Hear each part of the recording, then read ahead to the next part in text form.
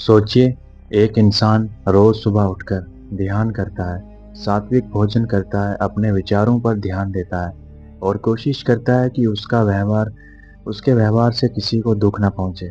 दूसरी तरफ एक इंसान है जो मांसाहारी भोजन करता है, लेकिन वह भी भगवान में विश्वास रखता है, मंदिर जाता है, प्रार्थना करता है और जरूरत पड़ने पर दूसरों की मदद भी करता है।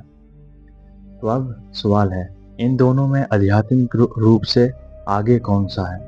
क्या सिर्फ वेजिटेरियन होने से कोई इंसान ज़्यादा आध्यात्मिक बन जाता है, या फिर नॉन वेजिटेरियन होने के बावजूद कोई व्यक्ति गहरी आध्यात्मिक अवस्था तक पहुंच सकता है? और सबसे बड़ा सवाल कि क्या हमारे भोजन हमारी स्पिरिचुअल ग्रोथ को सच में प्रभावित करता है? आज की इसी सवाल को बिना किसी पश्चाताप के समझने की कोशिश करते हैं।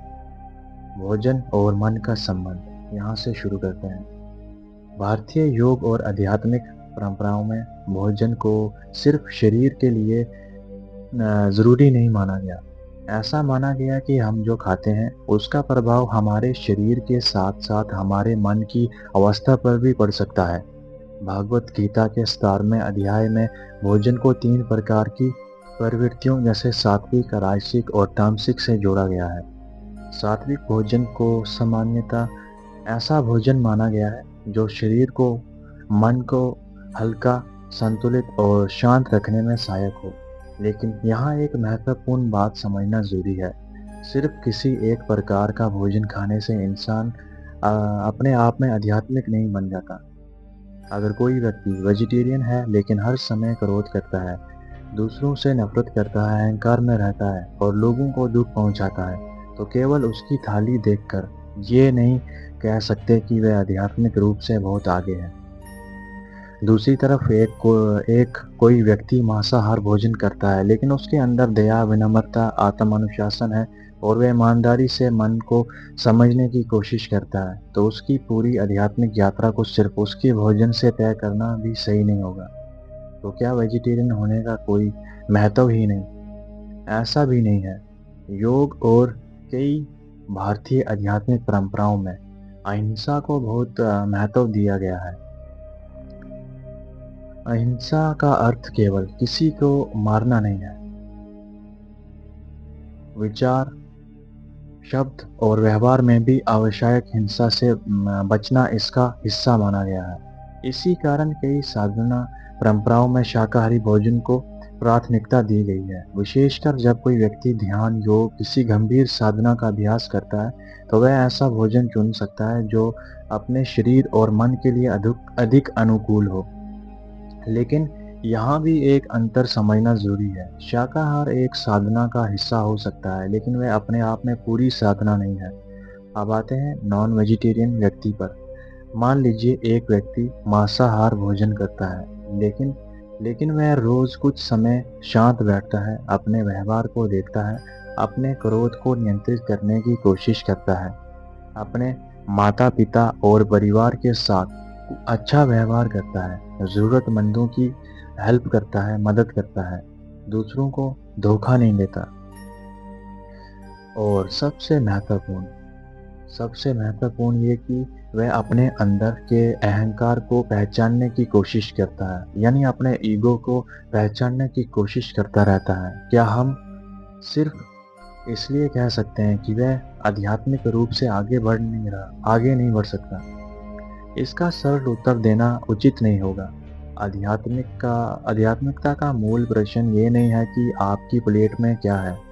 मूल प्रश्न ये है, आपके भीतर क्या चल रहा है? ये सबसे ज़रूरी प्रश्न है। असली स्पिरिचुअल ग्रोथ कहाँ दिखाई देती है? अगर किसी व्यक्ति की आध्यात्मिक ग्रोथ हो रही है, तो उसके जीवन में कुछ बदलाव दिखाई देने लगते हैं।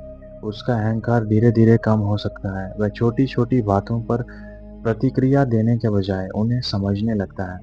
उसके अंदर करुणा बढ़ सकती है। वह दूसरों को नियंत्रित करने के बजाय खुद को नियंत्रित करना सीखता है। वह हर बात में खुद को सही साबित करने की जरूरत कम महसूस करता है। और सबसे महत्वपूर्ण ये कि वह अपने भीतर झांकना शुरू करता है, यानी ध्यान करना शुरू करता है, क्योंकि आध्यात्मिकता सिर्फ पूजा करने का नाम नहीं है, वह स्वयं को जानने की यात्रा भी है। लेकिन ध्यान और भोजन का संबंध यहाँ एक दिलचस्प बात आती है, या फिर बात है। बहुत से साधक मानते हैं कि जब भोजन हल्का और संतुलित होता है तो ध्यान के दौरान शरीर अपेक्षाकृत सहज महसूस कर सकता है। भारी भोजन के बाद कुछ लोगों को सुस्ती या असहजता महसूस हो सकती है। इसलिए साधना करने वाले व्यक्ति अपने भोजन का चुनाव अपनी साधना और शरीर की ज़रूरत के अनुसार कर सकता है। लेकिन हर व्यक्ति का शरीर अलग होता है, इसलिए ये कहना कि एक खास भोजन खाने वाला हर व्यक्ति आध्यात्मिक रूप से आगे जाएगा सही नहीं होगा। तो फिर वेजिटेरियन और नॉन वेजिटेरियन में कौन आगे जाएगा? अब शुरुआत वाले सवाल पर वापस आते हैं। वो था, अगर हम दो लोगों को सामने रखें, एक वेजिटेरियन है लेकिन उसके अंदर अहंकार, क्रोध, ईर्ष्या और नफरत भी हुई है। दूसरा नॉन वेजिटेरियन है लेकिन वह दयालु, ईमानदार, संयम या फिर और आत्म जागरूक बनने की कोशिश कर रहा है। क्या क्या केवल भोजन देखकर पहले व्यक्ति को ज्यादा आध्यात्मिक कह देना सही होगा? तो नहीं, क्योंकि आध्यात्मिक विकास केवल भोजन की थाली से नहीं मापा जाता, लेकिन इसका दूसरा पहलू भी है। अगर कोई व्यक्ति आध्यात्मिक साधना के साथ अहिंसा, संयम और सात्विक जीवन को अपनाना चाहता है तो उसके लिए वेजिटेरियन भोजन एक कॉन्शियस चॉइस हो सकती है। यानी भोजन महत्वपूर्ण हो सकता है लेकिन अकेला निर्णायक नहीं है। शायद असली सवाल कुछ और है। शायद सवाल ये नहीं होना चाहिए कि वेजिटेरियन ज़्यादा स्पिरिचुअल है या नॉन वेजिटेरियन, क्योंकि बल्कि सवाल ऐसा होना चाहिए, मेरे भोजन, मेरे विचार और मेरे कर्म, क्या ये तीनों एक दूसरे के साथ सही दिशा में जा रहे हैं? अगर आप वेजिटेरियन हैं तो अपने भोजन को लेकर अहंकार मत कीजिए, और अगर आप नॉन वेजिटेरियन हैं तो खुद को आध्यात्मिक यात्रा से बाहर मत समझिए, क्योंकि आध्यात्मिकता किसी एक खाने की प्लेट पर कब्जा नहीं करती। ये आपको विचारों, कर्मों, चेतना और व्यवहार में दिखाई देती है। अंतिम में मैं एक बात कहना चाहता हूँ। अगर कोई व्यक्ति वेजिटेरियन है और उसके कारण उसके अंदर करुणा, संयम और जागरूकता बढ़ रही है तो वह उसके लिए एक अच्छी दिशा हो सकती है। और कोई व्यक्ति नॉन वेजिटेरियन यानी मांस खाता है लेकिन वह अपने जीवन में जागरूकता, दया, ईमानदारी और आत्म अनुशासन बढ़ा रहा है तो उसकी आध्यात्मिकता यात्रा को सिर्फ भोजन के आधार पर नकार देना भी उचित नहीं है, क्योंकि अंत में ईश्वर के करीब पहुंचने का रास्ता सिर्फ आपकी थाली से तय नहीं करता, या फिर आपकी थाली से तय नहीं होता। आपका मन कैसा है, आपके कर्म कैसे हैं, आप दूसरों के साथ कैसा व्यवहार करते हैं, और सबसे ज़रूरी ये कि आप अपने भीतर के इंसान को कितना समझ पाए हैं। शायद आध्यात्मिक विकास का असली पैमाना यही है।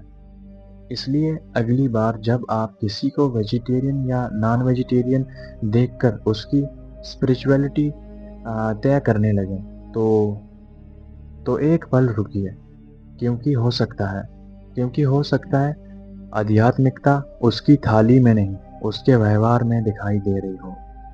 और शायद यही इस पूरे सवाल का सबसे ईमानदार जवाब है। आज की वीडियो में बस इतना ही, और आपको ये वीडियो कैसी लगी कमेंट सेक्शन में ज़रूर अपनी राय शेयर कीजिएगा। और ये वीडियो देखने के लिए आपका बहुत बहुत धन्यवाद।